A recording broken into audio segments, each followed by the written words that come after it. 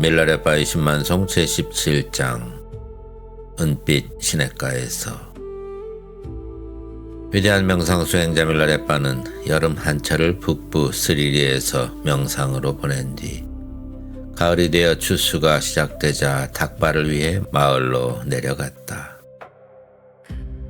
길을 가던 중 졸음이 밀려와 잠시 눈을 붙였고 꿈속에서 빛나는 눈썹에 금발 머리칼을 한 청록빛 광채의 닭기니를 만났다. 그녀는 20살가량의 젊은이를 데리고 있었다. 그녀가 말했다. 밀라레빠님, 밀라레빠님, 당신은 당신 마음의 연꽃에서 피어난 8개의 꽃잎을 갖게 될 거예요. 이 젊은이는 그들 중 하나이니 축복을 베풀고 가르침을 내려주세요. 말을 마친 닭기니는 곧 허공 속으로 사라졌고 밀라레빠는 잠에서 깨어나 꿈의 의미를 곰곰이 헤아렸다. 그 여인은 분명 닭기니였을 것이다. 그리고 8꽃잎은 장차 자질이 뛰어난 8명의 제자를 예지함이 틀림없다. 그는 다시 생각했다. 오늘 나는 인연이 무르익은 제자를 만나게 되리라. 그를 만나거든 내 힘을 다해 도와주리라. 이렇게 마음먹은 밀라레빠는 봉지방으로 향하는 길을 따라 올라갔다. 얼마 지나지 않아 그는 은빛 비늘처럼 반짝이며 흐르는 시냇가에 이르렀다. 시냇가에서 잠시 앉아 쉬다가 깜빡 잠이 들었을 때 검은 말을 탄 젊은이가 그에게 물었다. 수행자시여, 어찌 이런 곳에서 주무시고 계십니까? 밀라레빠는 눈을 뜨며 되물었다. 친애하는 젊은이여, 어디로 가는 길인가? 이 냇물을 건너 딩리로 가는 중입니다. 나는 이제 늙어서 물살을 걸어서 건너기가 힘들다네. 혹시 말에 태워줄 수 있겠는가? 청년은 고개를 가로저었다. 저 건너편에서 친구들과 만나기로 약속되어 시간이 없습니다. 게다가 2사람이 함께 타면 이 말이 견디지 못할 것입니다. 말을 마친 청년은 뒤도 돌아보지 않고 재빨리 말을 몰고 떠나갔다. 밀라레빠는 깊은 집중으로 산매 속으로 들어가 스승과 하빌의 상태에 머물렀다. 그는 호흡을 멈춘 채 몸을 깃털처럼 가볍게 하여 물 위에 떠올랐고 미끄러지듯 시냇물을 건너 맞은편 강둑으로 향했다. 문득 뒤를 돌아보니 청년과 검은 말은 시냇물 한가운데서 물살에 휘말려 허둥대고 있었다. 그때 청년은 밀라레빠가 물에 젖지도 빠지지도 않은 채 자신의 곁을 가볍게 스쳐 지나가는 모습을 똑똑히 보았다. 눈앞에서 벌어진 일이었지만 도무지 믿을 수가 없었다. 그는 혼잣말처럼 중얼거렸다. 대체 어떻게 된 일이지? 내가 헛것을 본 것인가? 아니면 저 수행자는 정말 물 위를 걷는 분이란 말인가? 마침내 맞은편 강둑에 도착한 청년은 곧장 밀라레빠에게 달려갔다. 그는 밀라레빠의 발을 유심히 살펴보았으나 발바닥에는 물에 젖은 흔적조차 없었다. 그 순간 청년의 가슴에 깊은 신심이 일어나 그는 크게 외쳤다. 오 선생님, 저는 선생님께서 깨달음을 이루신 성자이신 줄 알지 못했습니다. 말에 태워드리지 못한 것이 너무나 후회됩니다. 저희 무례함을 부디 용서해 주십시오. 청년은 머리를 숙여 사죄한 뒤 진심 어린 믿음으로 여쭈었다. 선생님은 어디에서 오셨습니까? 어느 종파에 속해 계십니까? 선생님의 스승은 누구십니까? 어디에 머무시며 어떤 수행을 하고 계십니까? 오늘은 어디에서 오셨고 오늘 밤에는 어디로 가실 예정입니까? 이에 밀라레빠는 노래로 응답하였다. 오 젊은 벗이여 내 노래를 들어보게나. 내가 누구냐고 묻는가. 나는 궁탕의 수행자 명상자 밀라레빠라네. 위와 짱의 넓은 땅 두루 떠돌며 요가의 수행법과 교의를 배웠네. 자애로운 스승 고미로부터 롱텐라 스승에 이르기까지 10분의 스승을 모시며 5가지 딴뜨라와 진리의 직연을 배웠네. 라제누충 스승에게는 저주의 주술과 파괴의 마법까지 익혔으니 그분은 마법에는 통달하셨으되 내 미혹의 뿌리까지는 끊어주지 못하셨네. 그 무렵 나는 들었네. 남강의 굽이진 골짜기 어딘가에 위대한 성자 한 분 계시다는 소문을. 그분은 나로빠의 축복을 받고 마이트리빠의 가르침을 이어받아 근본의 본성을 깨달으신 분. 몸과 기운을 다스리는 비결을 성취한 뒤 남강 기슭에 머무르고 계셨으니 그 이름 널리 알려진 아버지 마르빠 역경사라네.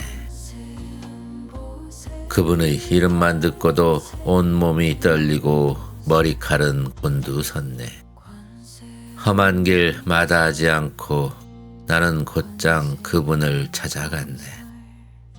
단 한 번 얼굴을 뵈었을 뿐인데 내 마음은 완전히 바뀌었으니 당신은 내 생의 유일한 스승님 되셨네. 드릴 제산도 공양 올릴 금은 보화도 없었기에 몸이 닳도록 봉사하며 헤바즈라 딴뜨라의 심오한 가르침과 나로빠의 깊은 도를 배웠네.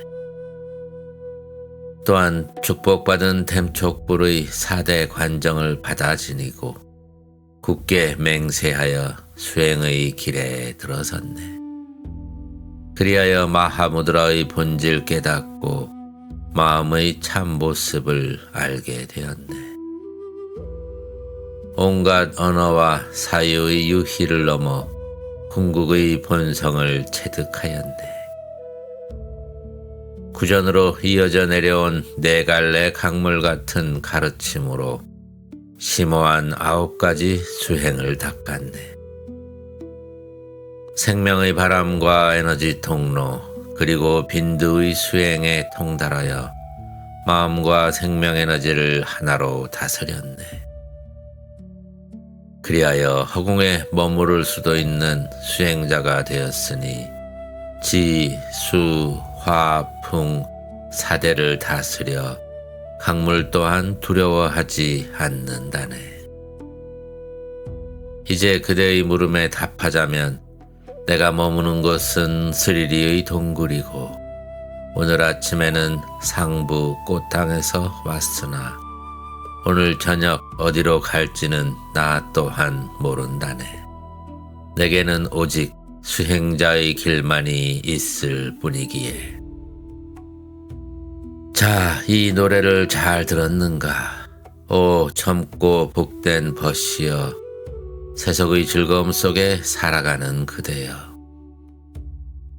노래를 들은 뒤 젊은이의 가슴에는 스승을 향한 흔들리지 않는 신심이 일어났다. 그는 한동안 눈물을 흘리다가 마침내 검은 말의 고삐를 잡아 밀라레빠 앞으로 이끌고 와서 이렇게 노래하였다. 오 선생님, 선생님은 세상에 알려지지 않은 성자, 모든 분별을 초월하신 분, 만나기 어려운 붓다이시며 선생님의 말씀은 그대로 화신불의 설법과도 같습니다. 선생님의 이름을 예전에 들은 적이 있는 듯하나 확신할 수는 없습니다. 선생님의 모습을 어디선가 뵌 적이 있는 듯하나 그 또한 분명하지 않습니다. 제가 무례하였는지 불손하였는지 저는 알지 못합니다. 제가 던진 질문 성급하고 경솔하였다면 부디 자비로 용서하여 주십시오. 선생님을 알아보지 못했기에 그러한 것이었습니다. 선생님, 이 검은 말은 바람처럼 빠른 준마입니다. 목에서는 은은한 방울 소리가 울리고 좋은 혈통에 걸맞은 포근한 안장천이 등 위에 놓여 있으며 그 위에는 튼튼한 목조 안장이 얹혀 있습니다. 베대끈은 맨 지방의 강철로 만들었고 장식과 매듭 또한 정교하게 묶여 있습니다. 갈기는 마치 호랑이의 웃음 같고 이마 장식은 밤하늘의 별빛처럼 반짝입니다. 손으로 등을 두드리고 곶비를 가볍게 흔들면 곧장 주인의 뜻을 알아 달려갑니다. 달리라 하면 바람처럼 달리고 앞에 깃발이 보이면 누구보다 먼저 내달립니다. 훌륭한 말은 세상 사람들의 자랑거리니 저는 오늘 이 준말을 선생님께 공양코자 합니다. 선생님, 부디 이 공양을 받으시어 제가 악업의 길에 따르지 않도록 이끌어 주소서. 지옥의 어둠에 떨어지지 않도록 자비로써 보살펴 주소서. 젊은이는 노래를 마친 뒤 검은 준말을 밀라렛바께 공양하였다. 그러나 밀라렛바는 그 말을 받지 않으며 미소를 띠고 다시 노래하였다. 사랑하는 보시자여, 내 노래를 들어보게나. 나에게는 한 필의 준마가 있으니 그것은 생명의 바람과 마음, 곧 룽쌤으로 가득 찬 말이라네. 명상은 그 말의 화려한 안장천이요, 명상 후에도 이어지는 자각은 부드러운 살결이라네. 밝게 빛나는 알아차림은 안장이요, 마음속 세 가지 관상은 힘찬 박차라네. 그리고 두 개의 문은 그 말을 단단히 붙들어주는 띠가 되었네.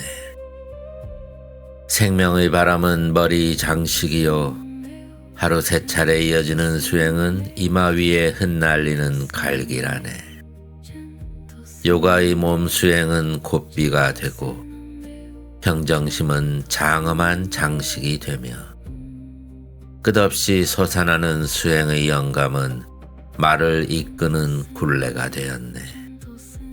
이것은 중앙 통로를 따라 힘차게 달리는 수행자의 준마라네. 이 말을 타는 이는 윤회의 진흙탕을 벗어나 깨달음의 안식처에 이르게 되나니 세상의 어떤 준마도 이에 견줄 수는 없다네. 그러니 보시자여, 그대의 검은 말을 나는 받을 수 없네.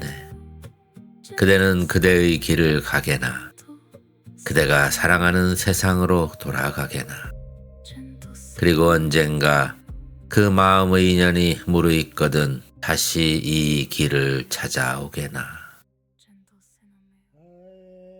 청년은 생각하였다. 검은 말은 소용없을지라도 험한 산길을 맨발로 다니시는 수행자께는 신발이 필요할지도 모른다. 그는 자신의 신발을 벗어 밀라렛바께 바치기로 마음먹고 이렇게 노래하였다. 존귀하신 수행자시여, 금강보옥처럼 티끌 하나 없는 성자시여, 선생님은 마음에 집착이 없으시어 이 산에서 저 산으로 방랑하시고 골짜기와 능선을 따라 걸어가시며 때로는 사나운 개를 만나고 때로는 가시덤불 우거진 좁은 길을 지나시지요. 맨발은 늘 상처 입고 거친 돌길은 발바닥을 아프게 하니 신발 없이 다니는 길이 어찌 고되지 않겠습니까? 이 푸른 가죽씨는 오랫동안 저를 따르는 충직한 벗, 노쇠 뒷굽은 튼튼하고 비단 장식은 화려하며 값진 가죽으로 정성껏 만든 신발이지요. 솜씨 좋은 장인이 사슴과 야크 그리고 귀한 가죽을 골라 만들었으니 오랫동안 젊은 시절의 자랑이자 저의 상징되었지요. 이제 이것을 선생님께 바치오니 부디 받아주시고 축복하여 주소서. 그러나 밀라레빠는 그 예물을 받지 않았다. 그는 미소를 지으며 자신에게는 이미 더 훌륭한 신발이 있다며 다시 노래하였다. 들으렴 그대 신실한 젊은 벗이여. 어둠과 무지가 가득한 이 세상은 윤회하는 삼계의 일부라네. 욕망의 진창에는 잡초가 무성하고 질투의 늪에는 가시가 가득하며 분노의 사나운 개들은 길을 막고 교만의 언덕은 가파르고 험하다네. 그러나 나는 태어남과 머무름, 변화와 사라짐의 네 강물 모두 건너 정토의 언덕에 이르렀네. 윤회를 벗어난 생가죽과 무상을 깨달아 잘 다듬어진 가죽으로 훌륭한 신발 한 켤레를 만들었네.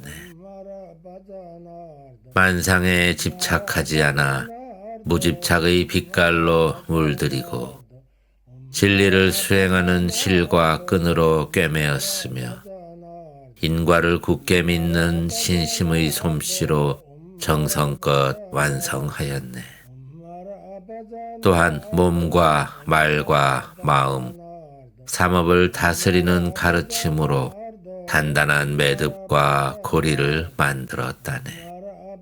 이것이 나의 신발이요 수행자의 신발이라네.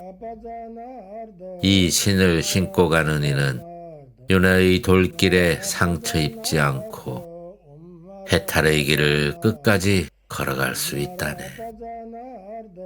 그러니 사랑하는 보시자여, 그대의 세속 신발 내게는 필요 없나니 그대는 이제 집으로 돌아가게나. 세상에서 해야 할 일 다 하고 마음의 인연 다시 무르익으면 그때 다시 이 길을 찾아오게나. 청년은 다시 말씀드렸다.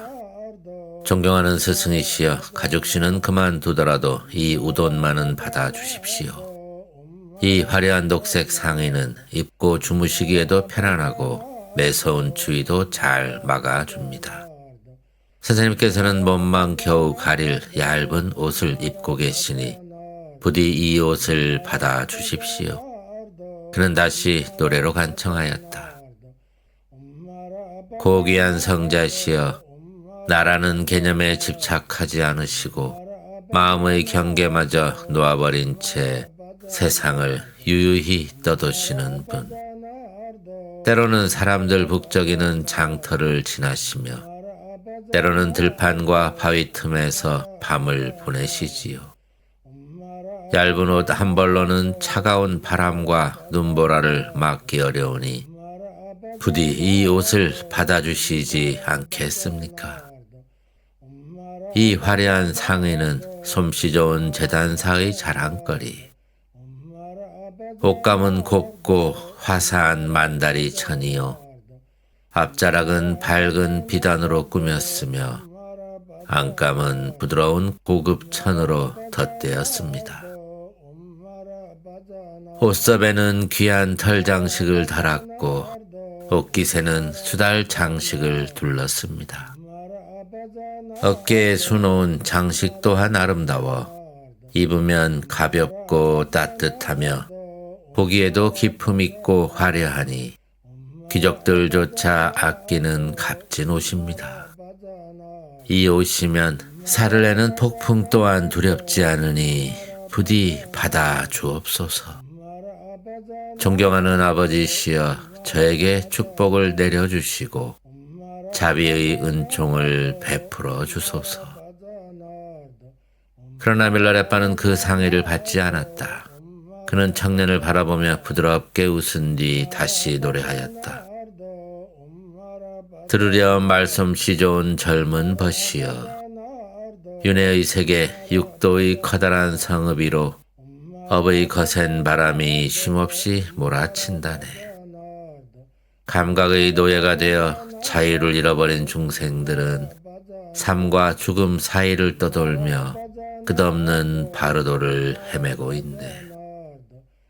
때로는 태어났다가 때로는 죽어가고 때로는 꿈결 같은 환영 속에서 높은 산꼭대기에 오르기도 하며 때로는 윤회의 먼 길 위에서 지친 몸을 누이고 잠들기도 하지. 그러나 그들은 꿈에서 깨어나듯 진실을 갈망하네.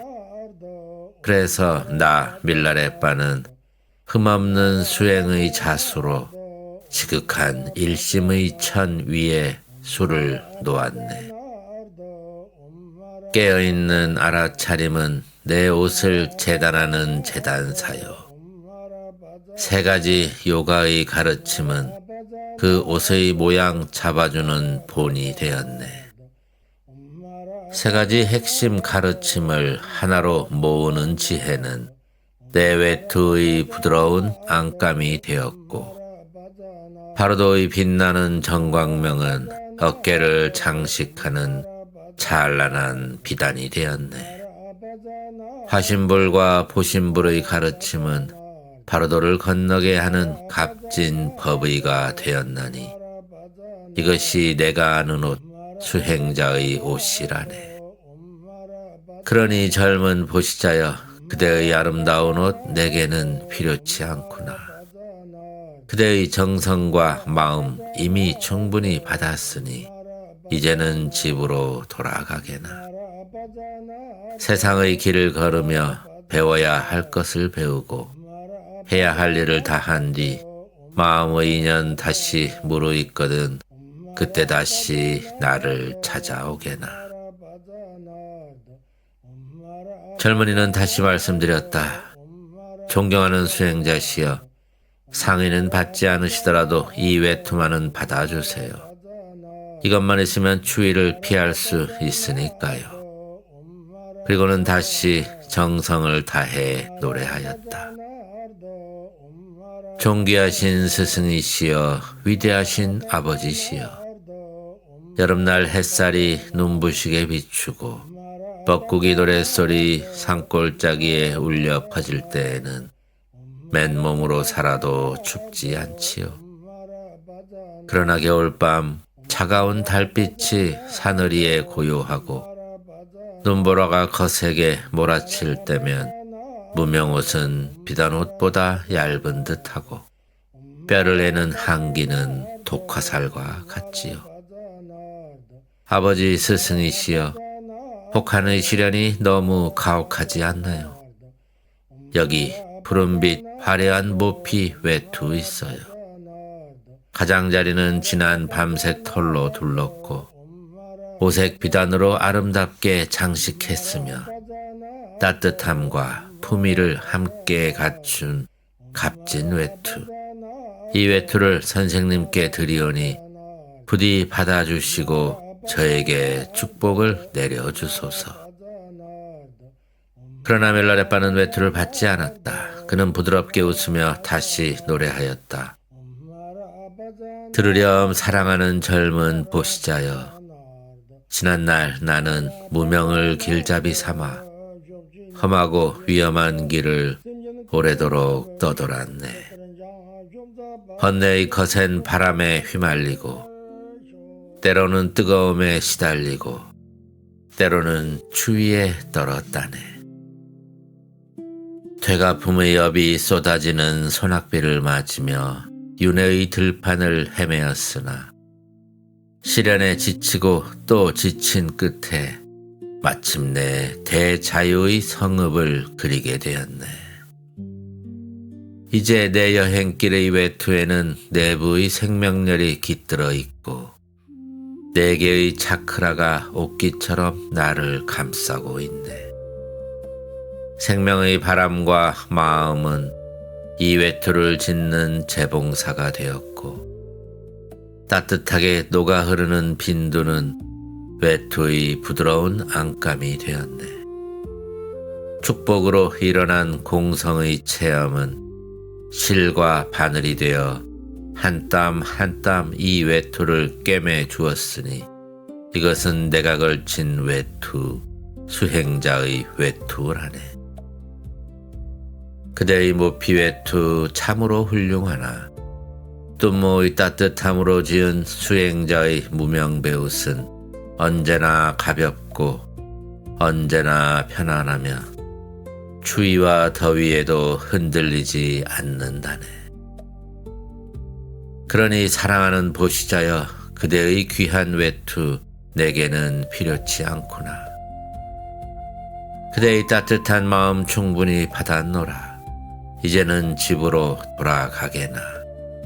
세상의 바람을 만나고 세상의 계절을 지나며 그대 자신의 길 걸어가게나. 그리고 언젠가 마음의 인연 다시 무르익거든 그때 다시 이 수행자의 길을 찾아오게나. 청년은 다시 말씀드렸다. 존귀하신 수행자시여, 외투도 받지 않으신다면 이 모자만은 받아 주십시오. 오랜 세월 명상에 힘쓰셨으니 몸도 많이 쇠약하실 것입니다. 이 모자를 팔아 몸을 보양할 음식을 마련하시면 어떻겠습니까? 그리고는 다시 노래하였다. 존귀하신 스승님, 위대한 성자시여, 윤회의 길에 지치고 또 지치시어 마침내 생사의 바퀴를 벗어나는 길을 택하시고 깊은 산속에서 명상 수행에 드셨군요. 그러나 스승님 또한 겨울의 추위를 느끼시지 않겠습니까? 이 장엄한 모자는 먼 인도에서 온 귀한 물건입니다. 모자의 틀은 값진 금속으로 만들었고 솜씨 좋은 장인의 손길이 깃들어 있으며 덮개에는 악어가죽과 독수리 깃털이 아름답게 장식되어 있습니다. 값으로 치면 튼실한 야크 한 마리와도 바꿀 만한 물건이니 화신불과 같은 스승님께 이 모자를 바치고자 합니다. 부디 받아 주십시오. 건강을 돌보시고 몸을 보양할 음식도 마련하십시오. 여름에도 겨울에도 저는 선생님을 따르며 정성을 다해 모시겠습니다. 그러나 밀라레빠는 모자를 받지 않았다. 그는 청년을 바라보며 조용히 노래하였다. 들으렴 사랑하는 젊은 벗이여, 그대는 부디 머리를 잃지 말고 살아가게나. 나는 위대한 나로빠 스승을 따랐으니 그분은 인과의 깊은 이치를 꿰뚫어 보신 분, 심오한 수행의 길을 완전히 성취하신 분이라네. 그러므로 나는 내 안에서 일어나는 바람의 요소도 두렵지 않고 먹이를 찾아 날아드는 독수리처럼 육신의 양식에 얽매이지도 않으며 매서운 혹한마저 기쁨으로 맞이할 수 있게 되었다네. 내 머리 위에는 해와 달처럼 찬란한 광명의 왕관이 있네. 그 왕관 위에 역경사 마루빠 스승께서 인골의 장엄으로 좌정에 계시니 그 모습은 여의보주처럼 끝없는 축복을 내리고 계신다네. 존경의 마음으로 바라본다면 그분이야말로 지금강불, 곧 금강지혜의 화연이심을 알게 되리. 그분은 자애로운 아버지처럼 언제나 제자들을 보호하시고 결코 버리지 않으신다네. 이것이 내 머리 위의 왕관이요 보기 드문 비밀의 장엄이라네. 그러니 사랑하는 젊은 벗이여, 내 머리 위의 스승은 그 어떤 보석보다 아름다우니 나는 그대의 모자를 바라지 않네. 그대의 정성은 이미 내 마음에 닿았으니 이제 말을 타고 돌아가게나. 세상의 길 걸으며 배워야 할 것 배우고 해야 할 것 행하며 살아가게나. 그리고 언젠가 마음의 인연 완전히 무르익거든 때다시 이 늙은 수행자를 찾아오게나. 청년은 생각했다. 존귀하신 스승님께서는 내가 드리는 것을 하나도 받지 않으시는구나. 혹시 예물이 너무 보잘것없다고 여기시는 게 아닐까. 그는 마침내 목에 걸고 있던 값진 보옥 목걸이를 풀어 밀라렛밖에 바치며 노래하였다. 소중하신 스승이시여, 위대하신 성자시여, 선생님께서는 마음에 집착이 없으시고 오직 수행과 정진에만 힘을 쓰시니 세상의 재물과 보화는 한낱 덧없는 그림자에 불과하겠지요. 선한 복을 바라는 마음조차 이미 초월하셨으니 그 모습을 바라볼수록 제 안에서는 더욱 깊은 신심 일어납니다. 아버지께 물려받은 재산을 붙들고만 산다면 사람들은 저를 인색한 구두쇠라 비웃겠지요. 그러니 존귀하신 스승이시여, 이 작은 보옥만은 부디 물리치지 마소서. 육각으로 다듬어진 맑은 백옥은 번개처럼 빛을 발하고 부드러운 사슴 가죽과 붉은 비단 보옥함에 담겨 있어 더욱 귀하고 아름답지요. 이 보옥 지니시면 가난과 궁핍은 먼 이야기. 제가 가장 아끼는 장식품을 바치오니 부디 자비를 베푸시어 붓다의 가르침 들려주소서. 그러나 밀라렛바는 보옥을 받지 않았다. 그는 조용히 웃으며 말했다. 사랑하는 젊은 벗이여, 내게는 그보다 훨씬 귀한 보배에 있단다. 자, 내 노래를 들어보려무나. 들으렴 부유한 아버지를 둔 젊은 보시자여, 나 늙은 여기는 온갖 지방을 두루두루 떠돌며 거리에서 남의 집 문 앞에서 음식을 구걸하였네. 그러나 나는 좋은 음식 탐내지 아니하고 무언가 소유하기를 바라지도 않는다네. 인간의 욕망은 끝이 없어서 쌓아둔 금이 키보다 높이 쌓여도 마음은 결코 만족하지 못하네.